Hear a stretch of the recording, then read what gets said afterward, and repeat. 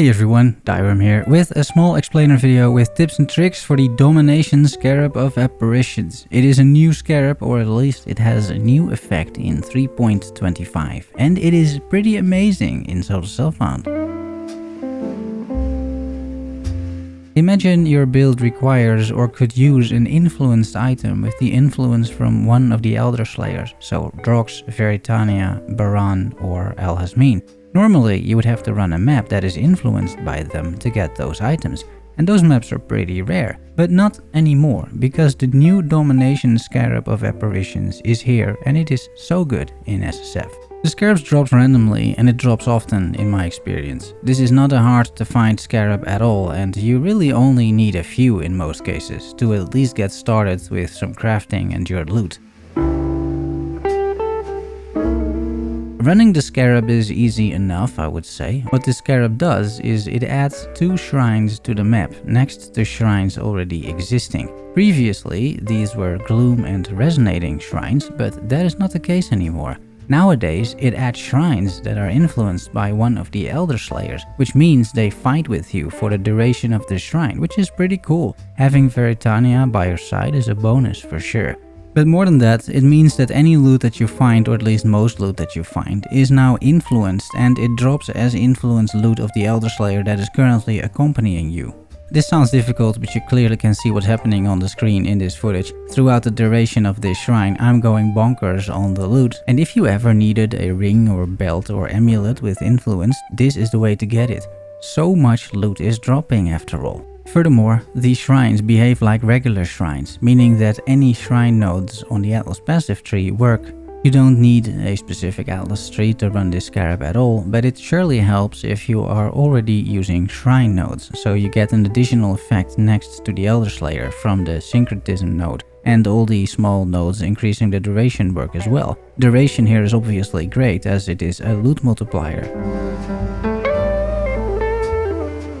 I want to give you a few small SSF tips on all this loot that you are getting. So what can you do with it? Well, what I do is I loot a bunch of them, and then when you find a base that you like or you think you like, you hover over the item in-game and you press Ctrl-Alt-C. That copies the item.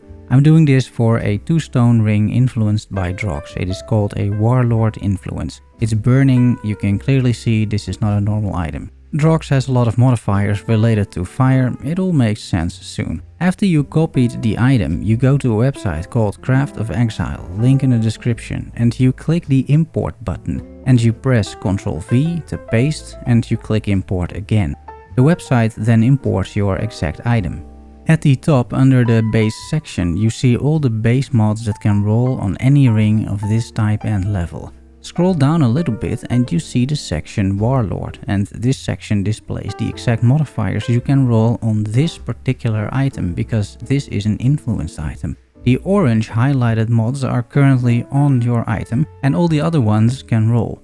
Affixes I like in particular are curses on hit. In this case it is possible to either get flammability or vulnerability on hit, which is quite a powerful effect. It saves you a button click. It's great for mapping. If you look at the tag that is related to it, you can see that it is a caster mod. I'm going to keep it simple and use this information to harvest craft, so you get an idea what you can do here. So moving over to the Horde crafting station, and I start working on it, and I get this curse fairly quickly because there are only a few affixes on this item with the caster tag, so chances of hitting the curses are big. It's not a good ring, but you can roll decent other affixes with this, and I think you get the picture.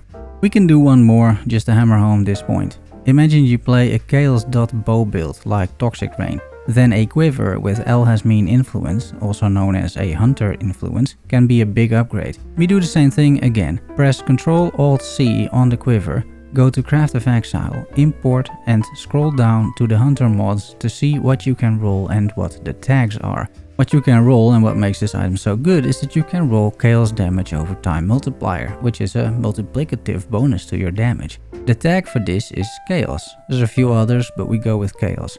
What you are hoping for is to hit the Chaos Damage over Time Multiplier and the regular Damage over Time Multiplier from the base mods. You do some harvest crafting, and although we didn't hit the jackpot, we still created a decent SSF quiver with tier 1 chaos dot, life, resistances, a bit of dexterity. Still could be a decent damage upgrade, and if I had some more harvest juice and a good reason to spend it apart from creating content, you can create something much better than this. And that's it for today. I hope you try out this scarab, let me know what you think. It's a really good one actually. Subscribe and like for more PoE SSF content. Thanks for watching and making it to the end. Love you all. See you soon.